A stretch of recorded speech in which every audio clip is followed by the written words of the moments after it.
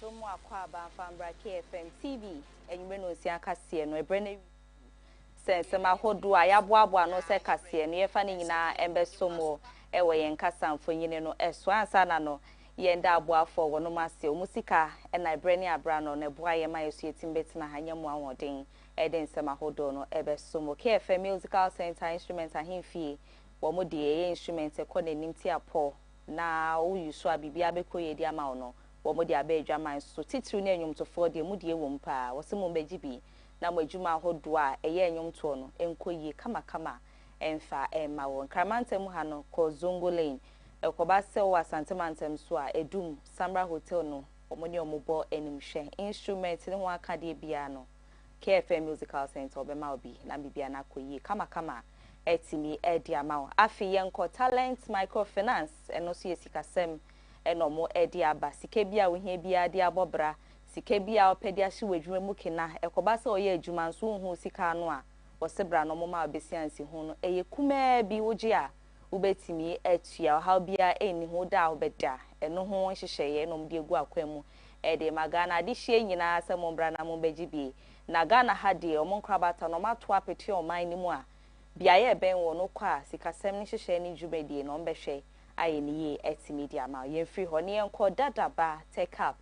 phones ne ho accessories enti phone ne ho akade bia phone ne ho mpempena de bia wo hia betimi abo market ahode nsem etimi afa ne ntema apade fra ma no wo se bra ne begibi wo ton phone si bi wo pebi ni do so promote akwakoton a beji dodo mu sene wo pani bia no behwe no wan hyehyeye no etimedia ma kaneshi ena na josio no ewo Udru Kaneshi a hwehwe biaya wonum gina pai takwa station e hyen e hope dadaba take up lecture kwan no e wo ho kwa obehwe no ayo kama ama bibia no etimi ewie mudie ede amount edi no eye Afia Fosuah Oduahoma Sresrebidi from Afia yenda ye ho ne embra sisia ye ba yensema hodo a enedue ebuni mu mfumpa wo man Ghana ha ne ye bebobo so yera ya bo ewem ede amount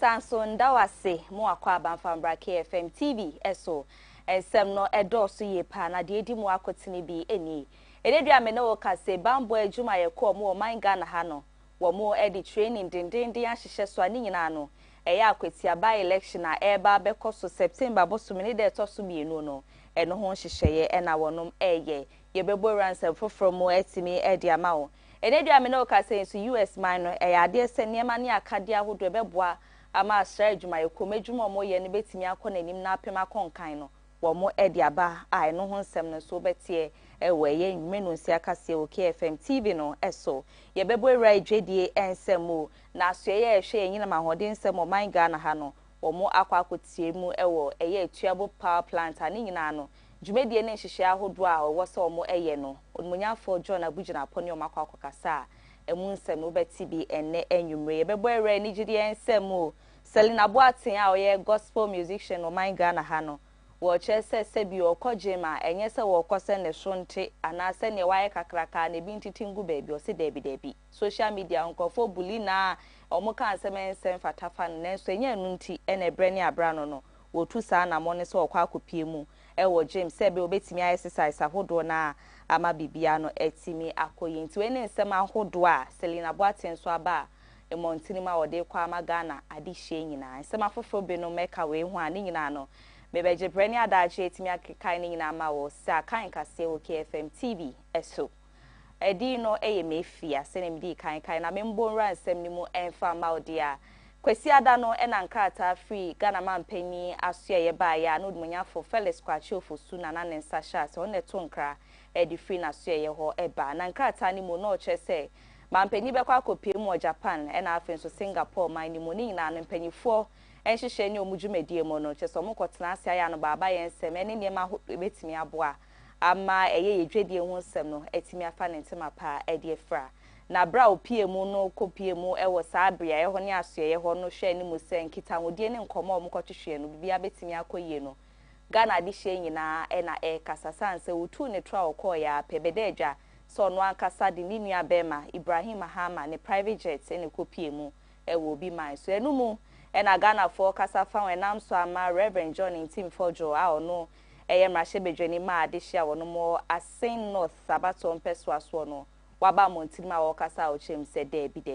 de Ghana man pani ye no entwe ye kura sanse koba se wo nua nti no bre ne abra no wo fa ne private jet ya na de akwa kopie makodi udada adwuma eno ye oman na adwuma na wo kwa akodi dia na ense enfata entwa yi sanse ye August bosumini da na eto so nsiazi na helicopter kotehwe nam sma de hye nwotwiti na nan mo nsie do no sese no na ke wo se adwumadie ni hyehyɛ mu no etimedi wono nkoba ni hobiem nti den ena oman na ye na ometimi asake kom ho abom enya ye wiem hyɛn foforo koba so omudi omdada adwuma ometimedi akɔ wasan so ye mfa to ho a wo che se nti koba se sebio obi ebedi mampanyin na ni nua anase obi oben no ni private jet a eba ne se wo tu kwan a ekwan ben no befa so wode ne asembe wie no sai so shem se Ghana ehia ye se nkoa se nti entimi nya wiem hyɛn enfendi ye dada adwuma Ghana mampani na bedi eche koba se omoko bi man so mbetimi atene mu na nsefofo bi num eka we hu a eye mentimi ho ase a ye nsem ahodo Ghana di hye nyina aka no onimonya for Reverend John Ntim Fojo eni century ni hye atwetwe nkomeho e na ode na no disem to dwase. The president should use his brother's jet. I disagree in principle. Why? Because it's unethical. Unethical? Yeah, it is unethical. Well, but I'm just saying that for the circumstance of traveling to Japan, he could have used his brother's jet and government pays him for it. It's unethical. The fact that the president uses the brother's jet that's it on the is concession of the fact that the president cannot travel commercial at all times. At all times. And therefore, there's need for a befitting presidential jet, which the state must take steps to acquire. So that principle is what the NDC must be bold to, apologize to Ghanaians and take. President Trump has a luxury private jet of his own. He used it for the campaign, yeah. But he uses Air Force One. Why when he was going to Alaska? Why didn't we see the Trump or the buoyant plane? Yes, the Trump. This is the one he used for luxurious. The campaign. Why didn't we see it? It looks like a very big plane. Very huge, ultra luxury. Why didn't he use it? Because state security protocols will not permit that. So under what circumstances? Well, but also the Air Force One is more powerful. So if you have it's for a purpose, because it's a military. Whenever the president is flying, the platforms that he's on must be the Air Force platform. Where possible. Trump is controlled by the Air Force. Absolutely. So this presidential jet is just semantics. It's words we have all come to terms. We have all come to. Oh, it's actually an Air Force plane. It is a military plane. A military plane. An aircraft belonging to the assets, the fleet of the military, and one or two assigned for such executive travels. And so that is they've got it wrong. What if tomorrow, Sedun Ketia or Ato Folson or Dr. Baumia or Julius Debra or Paul Adomatre becomes president, and he doesn't have a brother who has a private jet, and we have demonized the principle of the state acquiring befitting presidential platform for travels, and how the president will be compelled to travel commercial at all times, and how feasible is that? And do we want to now set a trend that if your brother doesn't own a private jet, you cannot become president in this country? That's a very dangerous one. It's unethical. Conflict of interest matters and all that. So all those people claiming Standogbe, claiming Jatta has saved Ghana, and it's unethical. And it's not a conversation we must be having. It is a concession that you need a private jet because you can't fly commercial all the time. Jatta is private. Fancy a situation where President Akufo-Addo was flying Bumpty's private jet or Gabi Ochedakun's, private jet. Imagine Okujeto, a black one, the NDC, the kind of up in arms, the kind of campaign they would have, diabolic campaign they would have waged against that. But they want us to clap. And so it is on humanitarian grounds. Is Ghana that poor? Is Ghana that, that broke, that we cannot afford to prioritize the safety of our president and our vice president and our high-profile VVIPs just because somebody did reckless politics with it in the past? We shouldn't be bold to confront the principle and the reality and set a dangerous precedent down. That must cease and it must stop. When the president was going to Japan, I heard some people doing politics. I said, no, stop, don't do politics. I will not do politics with President Mohammed's safety and his travel. And that is why I will support any move that will ensure that if there's any executive helicopter, now that the Zina is gone, then we can have, even if it's two, it was not only the president, other VVIPs.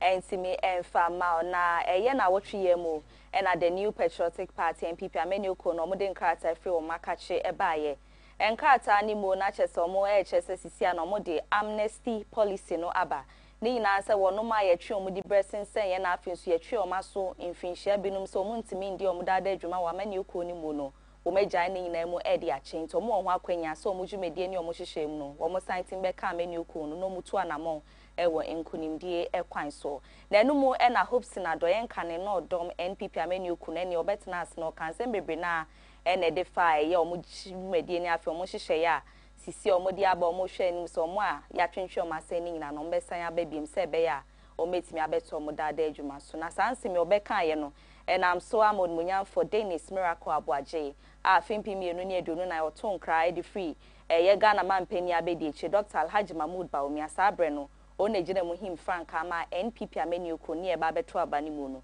wono so aba montene dia no ye kwama hopes na doye so omokra no enya de so omuhia no e wa ameni okonim so omo de sa adwumedie ne hyehyɛ ya aba echem se wono ma ya twetwe omo di brasensen no enke be ya ankomo nsan so mbra bi so asom de boni nyina ache ni nyina no mo hwɛ nim se nkabo mma pa betimi akoso na afimpi mienu ne aduonu wotwe no o metimi akonkunimdie kwan so ono de omba omokro mo mfrɛ no sanso obi a wetimi ayi nanim achese MPP ameni okone de wonka ho ne nka ho kyena de sa nipa no won se mfata sa amnesty policy no ebetimi aso ne so nchemu no eni. He's been asking Hopes and Adoy to come into the end. So he says he will never, because he's not part of the never come back. Amnesty. He's not part. Of course, and they will have to reapply. Yes, you know, nobody is even invited. Because they left, they were not suspended. So you see, we should put it on record. Yes, nobody. In fact, the MPP doesn't expect Hopes and Adoy to come back. You see, in a group, you would want people who are bringing positive energy. If you have Star FM, okay, an organization like this, and you have one of your staff leave, and your staff after leaving is always bad mouthing you, would you ever want the staff back? Not at all. Exactly. You would want a team that is pursuing a common agenda. I don't think there's anybody in MPP that very professional enough. Yes, I don't think there's anybody in MPP right now that will say that we want Hopes him back. Really? No. Why? But political parties, it's about the numbers. Positive numbers. Really? Otherwise, so in politics, you are dealing with positive numbers and negative numbers. No, positive. Miracles Abuaje. Yeah, positive numbers only. Really? No politician would want a negative. Do you know what one negative energy can do to? One negative energy can disrupt thousands of your people. Don't forget that when he comes back, there are other people who are very, very linked to him. So it's not just that individual perhaps you are looking at, but his mother, possibly his wife, his children. They may all tilt towards the MPP. If you come and you disrupt it, then we thank you. Don't come. So you don't need Adoye back again in the MPP. And you disrupt it. If you come and disrupt it, then we thank you. Don't come. So you don't need him. Solomon Usu and Co. You don't need them. You listen to what I'm telling you. If you would come and disrupt it, first of all, let me put it on record. They are not part of the amnesty. Of course, they left, yes, they on have their to own. Apply. So they should even pray that when they apply and the application is vetted, they will be accepted. Because on your acceptance, it will be based on your contribution that you are bringing on board. But if you make commentary like this and you disrespect the political party in this manner, why do you think you even deserve to even apply in the first place to such a political party? You don't do that to any organization that you've ever been part of. You don't do that. You don't leave an organization that you've been part of and disrespect it in the manner in which he is disrespecting the party. No, we thank you.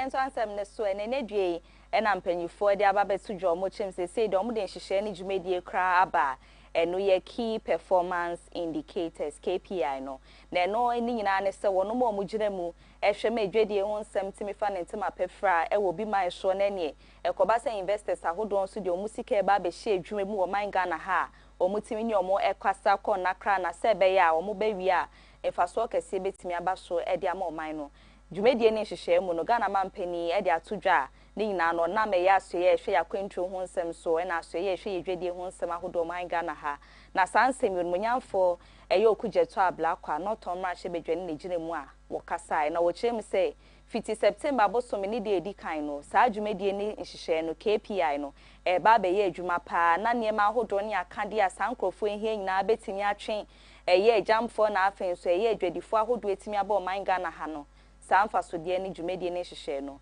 bibia no etimi akonim samfofo binum kan we hu a Samuel okujeto ablakwa wodi tudwa say the president will be launching the first of its kind, a novel KPI, key performance indicators for all ambassadors and diplomats from the Republic of Ghana. This has never happened in our history. And when you peruse that document, you will see that economic diplomacy is at the heart of it. The president wants our diplomacy to make an impact. Our diplomacy must lead to the improvement in the lives of the people. Diplomacy must promote investment, and diplomacy must create a safe haven for all of those who invest in our country. And that is what the Foreign Ministry has been charged to do.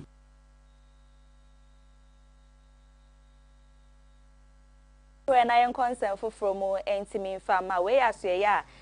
fan where from a good year 20 afin so bad dear nepa and any math fair dear was a cinema or dear chayeno, or more NASA or more Edano, Mitchell Minerals Commission of Ghana, or Marcia and Amijana Sicin and Edri. Menoka saying she share any media for fro and almost so dear bar, while more James said Brenia Brown or Senia Kobani said from a good year tour. A be more one who are tissue crony afin so. A young crown crabino, Mutimian faso dear to say, ye and Finciano, Edia Sano. And they were matter so Edia by Finciano, Edunum, Ninano, Ebebois, ama pepe yo akoso, e was our quine, so na bois, ama si council and penny for share, almost Sabeca so mino, almost so etimiaka, na sanse me penny quantre for no, Eda Minerals Commission, and on Munya for Martin, a Sione Genema, what the sanse me, am I? I did a check around the world. I found an average between 21 to 30 years. Most countries in Africa between 25 to 30. And a lot of the laws in Africa countries were basically Ghanaians, a lot of countries copied from us. I also happen to write many of the laws in this area, so I know what I'm talking about. Kenya's law is just a copycat of Ghana. We just include it for them. Mali is basically Ghana. The French one was in French, one was in English, etc. And some of them have gone to even import. So we have decided that now the upper limit of mining leases should be 15 years. They also have the record in the world in terms of how far you can go. And don't get me wrong, when we say the upper limit, it doesn't mean the record will get 15 years. So we are dropping it from 20 to 15 years. Very significant for us. I check Australia 21, Uganda 25. Most countries between 20 and 30 years. And two things are driving that. One is part of our digitalization policy. I'll talk about that. But most importantly, we ran some models and I realized that as we speak, if the mining companies don't do any extensive exploration, about, if you like, 80% of them will have don't have more than a 10-year mine life. And I can give example.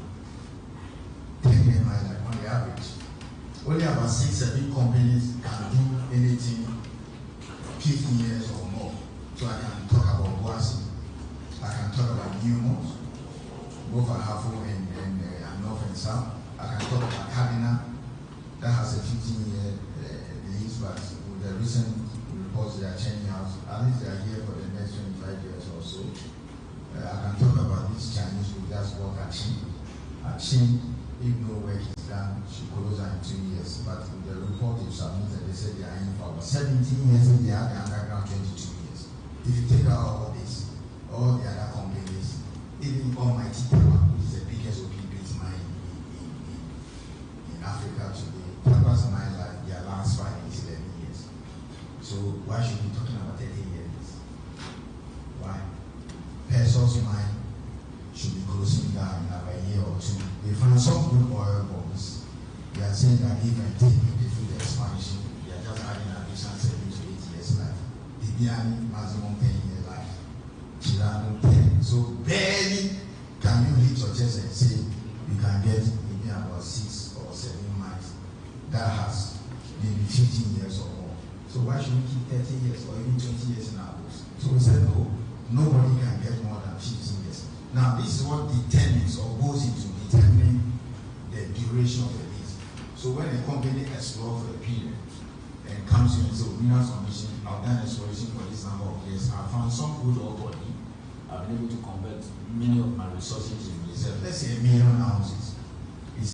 Sene betimi aboa ama bambo adwuma yeko titiri ni asra adwuma yeko no madwuma omoye betimi aye boko na yemre na akande ahodo mu hia no mo site mi aka no enam so ama US aban enam eyo mo embassy e wo man Ghana ha e di akande ano esom $1 million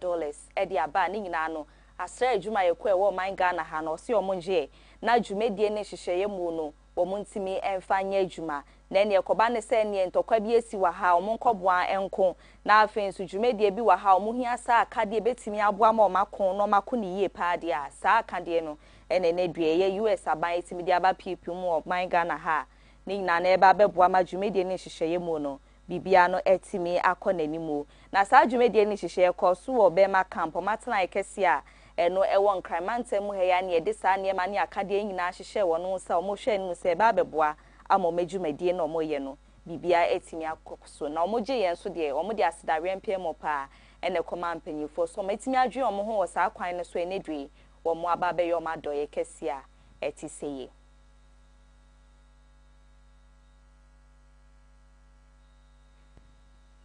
ewusianti yen free sansem ni mu na yen to aso nkonsem foforo mu entimi enfama wo na enrada na eyeso afọ no hwe apomode ho nsem oman Ghana ha umunyafo kwabna minta kando edbetudwa echim se ye basabasa ye mentimo ase ekoso Ridge Hospital nam so ema nurse ni ba akokra de ne ho dodo no a eneduam no kase mpanyifo guso a ehwe ne sebe ya na yaresa no betimi asan kitamu biem na napomode ho nsem no ebetimi ejina na namonso no odi tudwa chem se ne wate abedweku a wo mo ba be hwa ye hwehwemu mapa ewo de course ni mu pote sebe ya mra no betimi aye adwuma no beka asansem enam so amopanyi a ono ye engineer wo man Ghana ha ye friend se Michael Kosi Didi waba montimu a ne nsem o kanyina no che se ya abedweku a onmunyafo kwabra minta akando che se wo tie no wone no enya adwenne ene ne nya adwenkyira de enti o ka asansem no nchemu no sei ene ode to aso.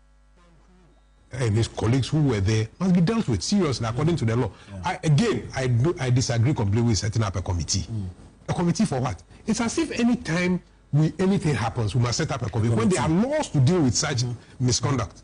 Clearly, the way politicians do things send certain signals to government institutions on how they must act. By setting up a committee immediately, you have held the police and say, police, wait for the committee to act. And for me, I completely disagree. And both work simultaneously? No. But you see, the police people now become political. They watch what the politicians are saying. That's how our government institutions are behaving. But if you're worth your salt as a police, you should be able to go ahead and do it. You see, unfortunately, that is what we don't see in this country. Because the IGP can be changed tomorrow. You understand? And for me, these are the things that we need to be mindful about. That what signals are we sending to the state institutions that is responsible for dealing with this in terms of law? Setting up a committee. Somebody goes into a hospital. I mean, even if anybody, you should be a hospital administration say, look, what happened here? And then support the police. Why should the minister be setting up a committee to look into that? For me, those signals are bad. We shouldn't be doing that. We should allow the police to take their measures and deal with the gentlemen. Right. For me, those are the comments.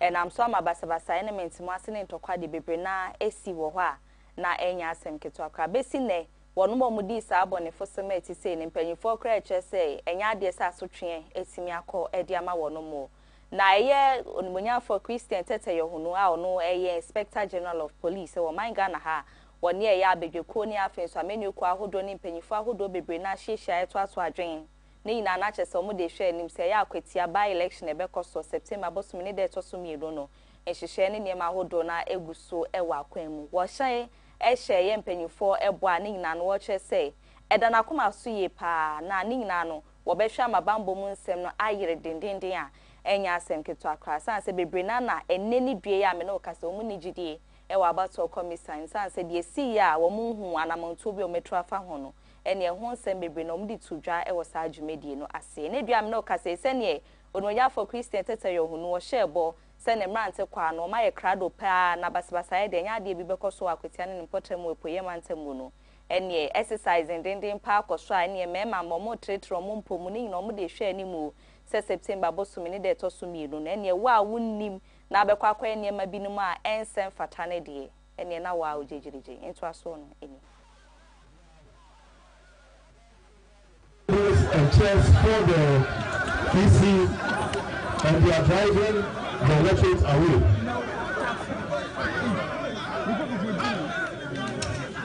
The police immediately re-listened to JOC for a patrol team to be deployed.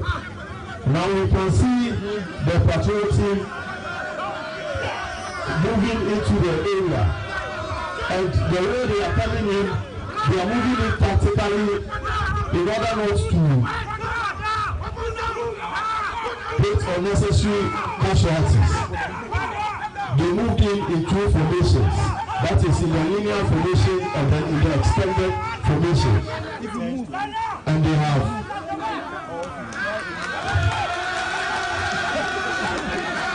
arrested these men who came into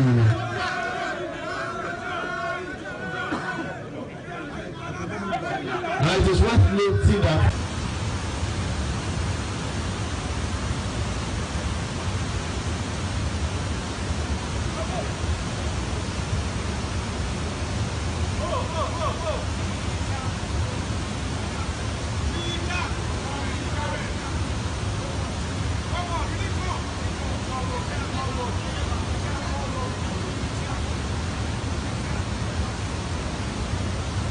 ene dua obepie mu o man Ghana ha de eje ne home na apaaye eye kan kwanhia ene ade achi ade esebia no de bia ne de yete titiru ene akra ne kumase kwantempo no eso na enumu eno nmonyamfo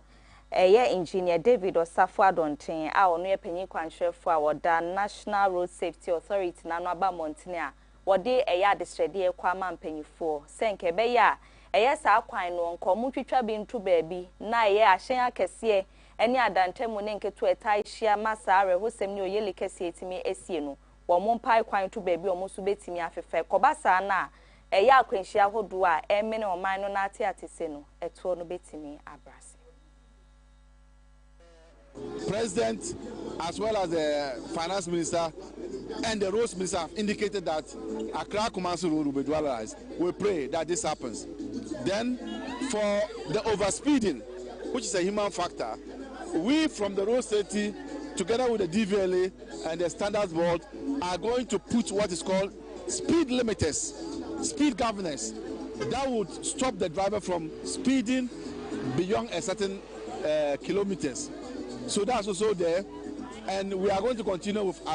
awareness, we are going to continue with sensitization, and we are going to continue with education. Eya Kumasi to Accra road is one a yebo de rain. A quite fa bebre na baby bebre enye potholes ne curves ni bi ho no ma enye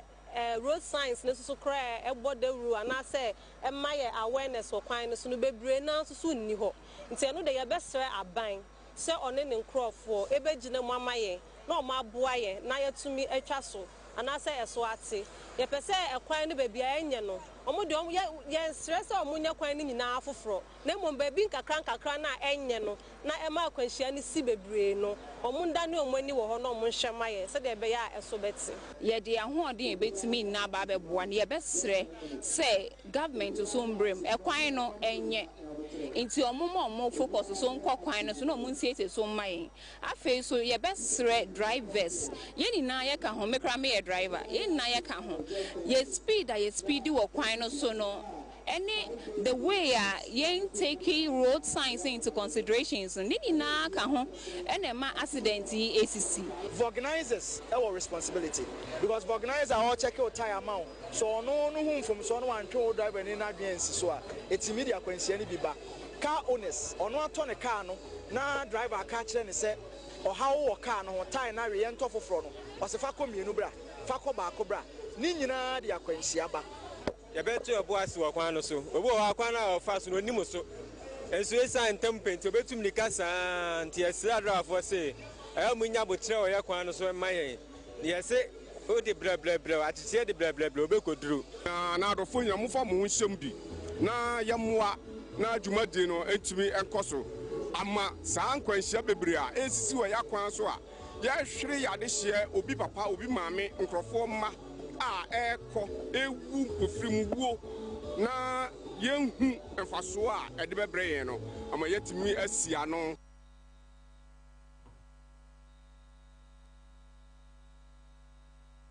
ebusiansi ye ka kwanhia hodoa emi no man ne free ho ade ba ko a eye Ghana mpanyifo guso a ekon eye galamsey efom agudie to a enamra kwan so na due na Ghana de hye bebre na ache wono madwen ni nyina ne se aso eye aban dada ba aban foforo ekono ni nyina no djubedie ne hihye omde egu akwam ne kwan so ano no de wose omoye nenu anomo ye omde ekon anasa aka omo kakra eye nchemu ne nsema hodo bebre na ena nkofo binum edi to dwa ye to aso sei edi ama side no enye small uko especially Central region ho na enye na insu ne wa ha bebre na ye bese no na fi ochina na abrofo de insu na ebre na ye beto nsu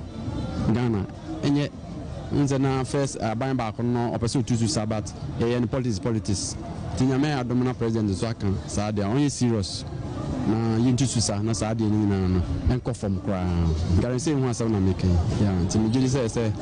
aban to sasa na wakasa be serious no on here no yen so yeta mechi ni aban kan no flash no we are mo fa ya politics ya chiwa ya chu ba we say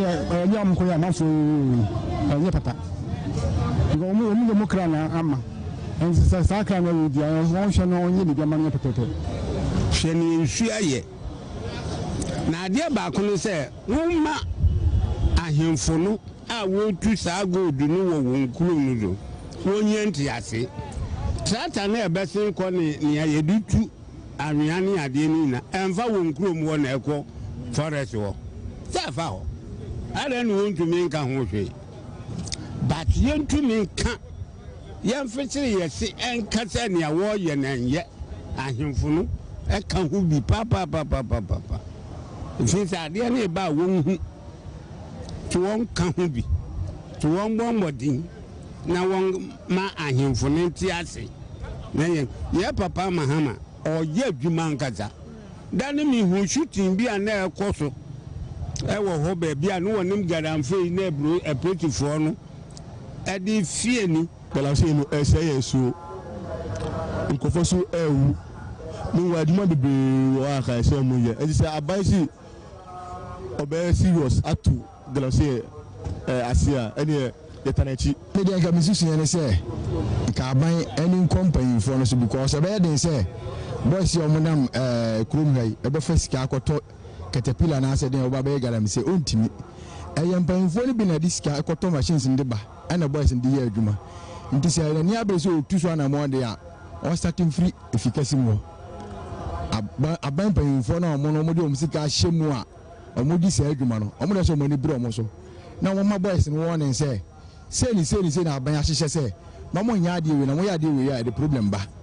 but dan me te say my be say nko mo ko bobo asini tuo and the mesre etuo ne mo fanto ansana eni die kwan so na mo ntua na mo ade mfa so obebra o man no boys no so mo ni panyimfo na tem mo bia ni panyi bia atem esumo stop galam say na mo nko tena se na mo ni panyimfo na yede en hihya adwen a ebetini mfa so obebra o man Ghana Ewusayen free when yen fan sem ni nkopie mu asante mantem wo na ye ochena August bosum ni de tosu eduonu baako na ye nana koredu yi adoma wotoso miensa asante hema sisi amno kase de wetwa nani ahweban na hwehweye mu ni dwumedie mu no ochena na ye ne na wotwe da no na dwedifo mo central market so abo anan akopie mu a niema hodo ne hwehweye mu no de betimi aboa ama eyiyo na timi akoso nyankopon ya adoma ochena no mukopie mu de insuo ni akade ni bebre na eno mu de ekopie mu yento aso sansem no emfa ya hu siesie no produce am ya oba na hu asante obi ka asante nso obi kire nti sabre nyankopon bo ya wada amansan nyina amoye youth mama amama amamre ne amane e wo menhia ananu bedi na wo tweda ne fefefe ama yehu oba mo hu siesie nya kama enko hemini enko setra bi a kyehye won fama ha obi aba wo siesie no ho kama wo tiriti ne ka ba hye ne bo wuduku na fa ba menhia na be hwa amamre ne amane ya kasa ye ka ade ye be kye ye nya ba bi antra no wona ma wiem sa ne woni sukura biu e ka ho na menwu adoso wo kwa ho e ka ho na ma kyese etie bu wo kroma ankasa senka ye sidwa na wie ne wo ba bi tia enka minim se kroma nsiesie no ka ba ye kama opam obi anafofo abesi wo efi se wo kwa woni ba bi a wokọ opimpin na chia na osan ba nanim na obetena wa tie se o mampanini eni wo ma eka bi wo mu se ejwa no wo munye ne ntemma ye na ye menya ye table so na ye ntena na mfa ho tie eni ahụ siesie mekru dawas mamele enye politics ti ko from de no tie se wo mo nye central market de no eni kan ma yen ye film ne ye dos ye hu yen ya yen ka e bobi mo ebi dwenjene obi wa wodi no ansa na yetu no sabe wontimi ntua enti wo ha wo ye super papa central market ye se wo munsiman edilo ipa so ye friend Mary Donko ye city market teachers omo vice Ebusayen free sansem ne muntu aso concern foforo mu entimi fama de ne yokopie mu e wa shama ne ne mpotem mu asase ho manso e koso dendin de ane nyina na edwadifo no e na afenso investors ahodo binum asansase ne kra no kase no e ade se ho nsem ne e wa asem di bia mpanyifo eguso e kase be yo betime nya asem ne ho epomasi bre na wotwe mu e ye mpanyifo ne afedwadifo mu ho no wo mo ye oye kira wo mo chese senie nkofo binum ebo ransase ma ba be fatitiri ni investors no enya ade se ombe pene so ne apne so ochina na wasansem ni mu ano enene abededwa se ya shama ne mpotem mu no eye mpanyifo binum so ene afiji PRT fo binum so wo mo ho e wo saa ensem ni mu a mpanyifo chese omuguso a epusu nu kosi se ombete ne kanka ye hu bia ya sansem ni nyina na efoforo e di akwakowie nchemu ne nto aso no ye de ma but I say adu baby you can say develop as no na yen sister the eye of Ashama you can say Ashama e krabe after the control remove muda na say p asore so asase so nti ase na esan ko asebe nti say ko for church letter so mo san say wo ye besere ye sere public no na say ina Ashama man na say obi a wa Ashama ko mu hanu say baby asase no wonu a station obi ani ho a obeka say onu say asase no station ye di asase no papers Edmaye or TDC 1986 and sana peaceful settlers ebe encourage asase no omu 2012 and I court they were court almost 17 years and sana last year yenna you know mo court transfer assign MOU memorandum of understanding and I ya tie ho asi record the bia wo ho ye assign your lawyers to bia e wo ho eti ya ni peaceful settlers any asem ya asase no na e pese omo ba dura asase no maye omo clear asase no maye na ya develop ho car park so no kwanwa ya lo di bia ya pe car park so ya car park ma public no u ba no be di dua be ya be di car si se le be akwan be ya fe antina ya fe media no ba we se mu gba na entrance na young fire seven tiga near here any GPR2 if you church Muka the church even say Uko Assembly I see Ukophobia Soma Renti Assassinama GPR2 person here in Clever Ashama Highway and Truck Branch the mother union of Ashama and the Obi and the assassin one the assassin national enemy say assassin GPR2 and yes MP yes Eduma Power and on to us no yet yes MP Eduma Power and on to us no yet GPR2 year dozen Sisi Amikasa you rock of me about 4,000 drivers you made for the end to me kind you person your best sorry say you demonstration you be abandoning community say you be demonstration ti abandoning dabi na say na ekonu you nyina you can your umbrella nasi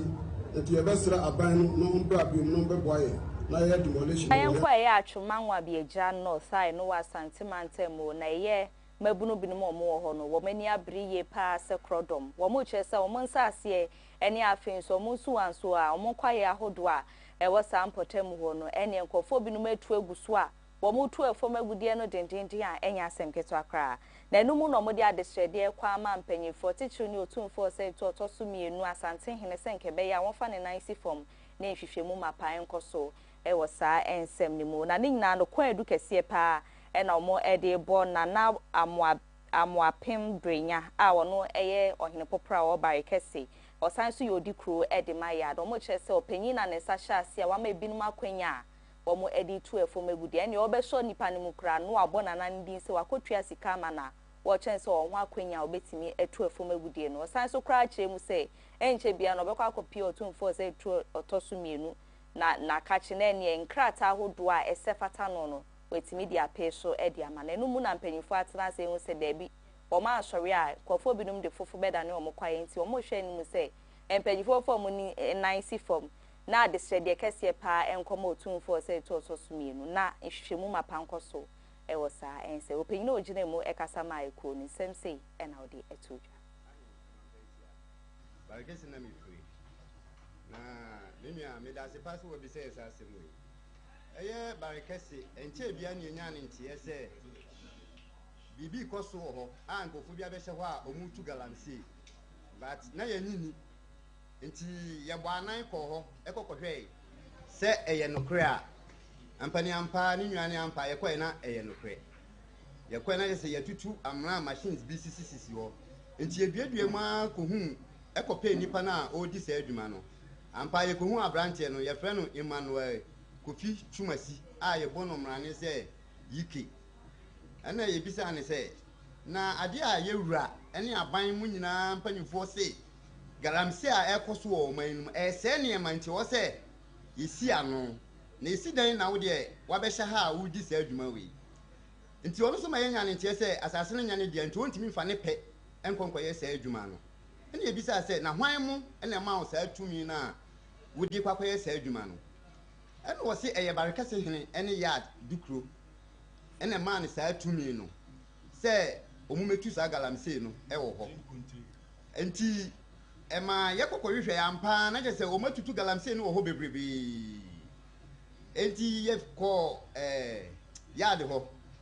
ye kokope abrante ne yike no enti ye bisa ne mu ye ne epemu atie ye pa wo se barekase hene age ne sika 2.5 woni yard dukro billion se omude ko ahimfie akopetumi krata obetima adwuna so e dia tu galamsey na e dia ben nti wo kan na ye se etwetwe aso because yenim se asantima mu ha de ade a ye wura sori atia dendenden se on pese bi bekoso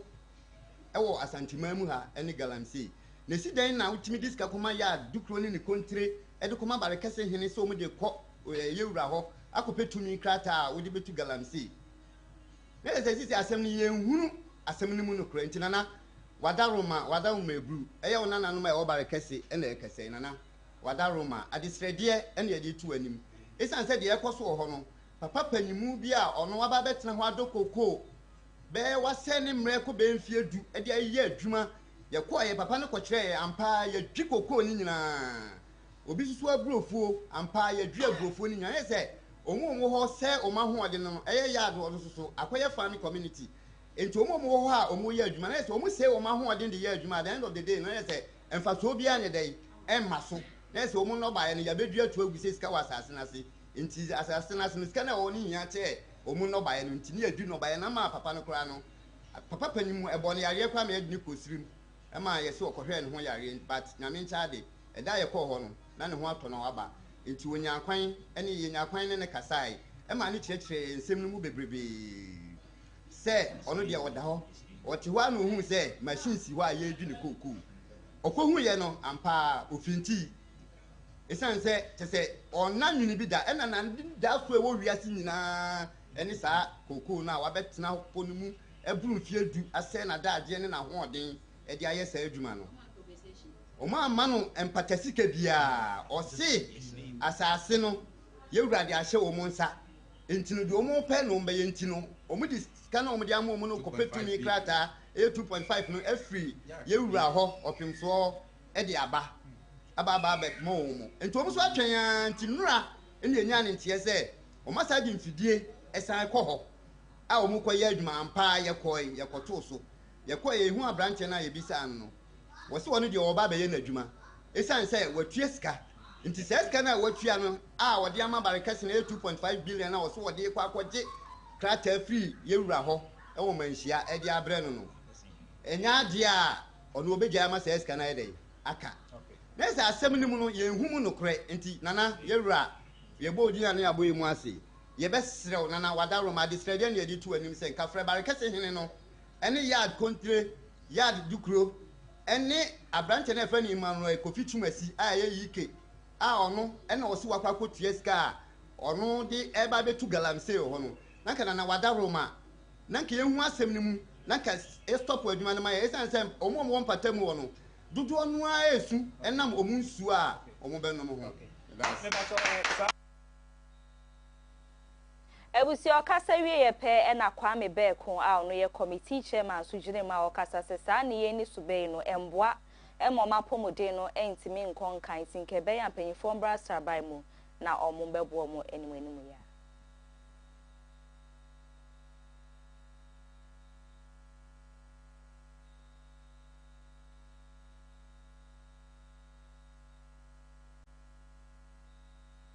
committee chairman me name committee for na ye twehia eh no kre said ye tete no mframa mu se barekase galamsey bi koso na enipa afeti wo mu obi a wo do kuku wo nsiwa ba se nana no barekase hene e de asase no ma se omuntu galamsey no e ma man na oyi kuku no kura wo tupe enti galamsey ne de no kura koso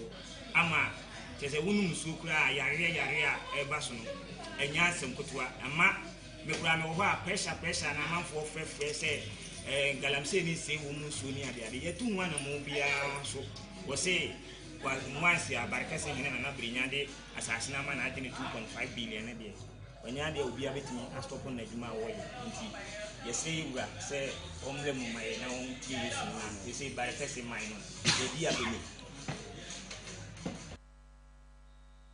free sansem no ye to aso ni aboran sem foforo mu etimi edi ama o na ye o man hene edi mama mfu na nan matena nkonya eye nana kwaku kwam a ono to so mienu ono de odi adesrede e kwam ampanyifo sisiri ne ga na ban se ba no mo kwan pa wo so mo fa skodi o mo dada adwuma ayebo achibidin enye kora tete apansama enkoye nhyenkran eno mboa emampuntunyuma hodo entimi enkoso ekoba sanso a sika pa edi sika no eye den se mpanyifo ebehu binti nkebe ya enkopanyi enye na nhihye ni dwumedie mu no wo mo mbra straban mu beboa ema omu dwumedie ni omu hihye mu no bibia no entimi nkoye nsem bi ka ho a eye nana kwa amodi tu dwa se ye nto aso enfama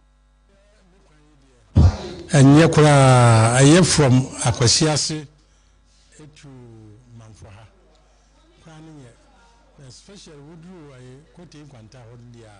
ene enye kura kwa na ya abrosan ya hu se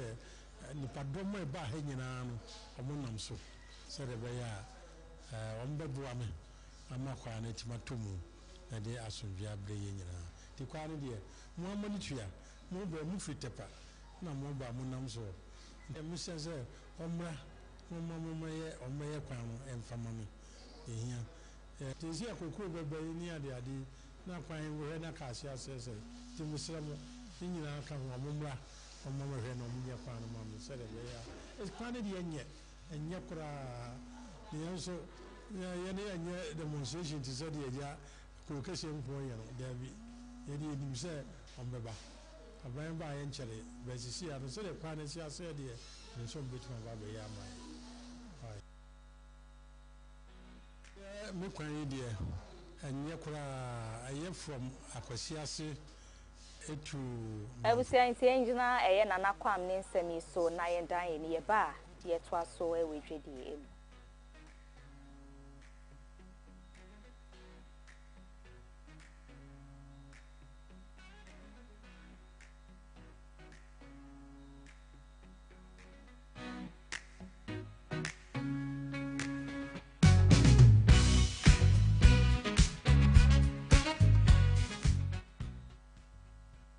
aso edwedi ensemu media mawa enedue ena aso ye omohwe anyina mahoden ensem so mokopie mu ewe tuabo power plant ani nyina no na cheso mohhehye ne omudwumedie mu no ewo se nkomokọ eye off kaka ni nyina ye nhhehye ye wo so mudigu akwan mu na biaye a ehiansesie no mo etimi aye na eye aso ye ne bo anan kopie mu wo ho no eye chief executive officer the Ghana National Gas Company Judith Ajuaba Blay wojine mu kasa wo chese se ne o ma hyebo senche bia no mbede ne ma begu akwan mu na dwumedie ne hhehye mu no ma ye bibia amadwuma asan so atoaso no wo hyebo the man penyifo so mbe ne sa pepepe Judith nsema eni arenhyemu nsem ode koma asaso ye no eni afigana fo nyina no emu nsem no ye nto aso on some of the works we are doing are first time maintenance work, so whilst we have scheduled maintenance and while sometimes the schedules are annual or maybe 5 years, some of the major works we are doing for this shutdown are works that we have never done. So for instance, a 10-year work, so the heat medium, we've not opened it. So major works are ongoing. So we are really glad that you are here to witness that. And we've also targeted that we will deliver the plan back on to you within a certain period. You've given us a period of 10 days. We are working assiduously on that, and we will not say anything. We want to be very conservative, but we will surprise you. We just may surprise you and call you even before the 10th day to tell you that the plant is back on. So without further ado, Honorable Minister, I would like to present to you something about Ghana Gas very briefly, and then also give you a little detail about the work that we are going, that you'll be inspecting before we get to the field. Thank you very much. Ewusiane nsem odi tudwa eno no yenda eni eba yewie bibia ewe ni gide mu ediamo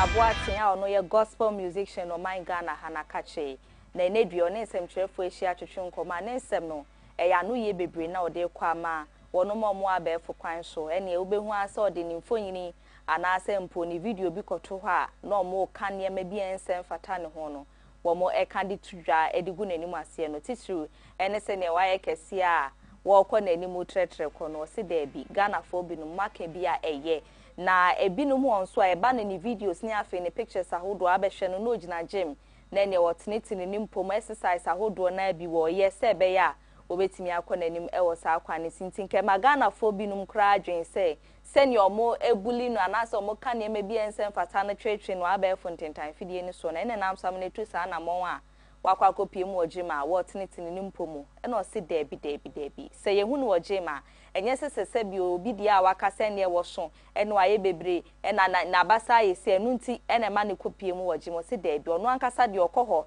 se be obetimi atenetene ni pomu ama na pomuden no etimi agina na so pampe na se bi enye de obi ka ene de obi ye ene bu na be ma na se ehye ne kutupa so nkopie mu ewo gym enko peja na de enko kotokoto ma ne sisi ana ne kotodwenye ne ya se da bi enye enu nti ena otu sa na mo de be boa no ama na pomuden na kɔ n'anim afra ne ntama pa no eno pepepe na wo ye san say ye social media a okoso ankofo buli no eka ne ma bi ensem fata ne akoso mfinhia pempempem bebre na nye nne na de omo kan ne betutu no ama na akwa teneteni mpomu wo sa akwan ne sinti de oye bia no oye ma ne ho wo ye de ebeboa na pomuden ho nsem kan no ebetimi akone nti weni anu yi a Selina Boaten so ato amane Ghana de hie bebre na minjira ne nsem so ene na nwumre nsem ahodo eboaboa no se akan kase ebesum KFM TV eso no mefa ni nyina mbra ewiye ma asa na yenda KFM Musical Center as Talent Microfinance ena afi dadaba take up sanso mo ena ebo mechi do mamden nsem no ebremu edin no Afia Fosuah Oduahoma Sresrebidi from Afia madase amamo ene hweniti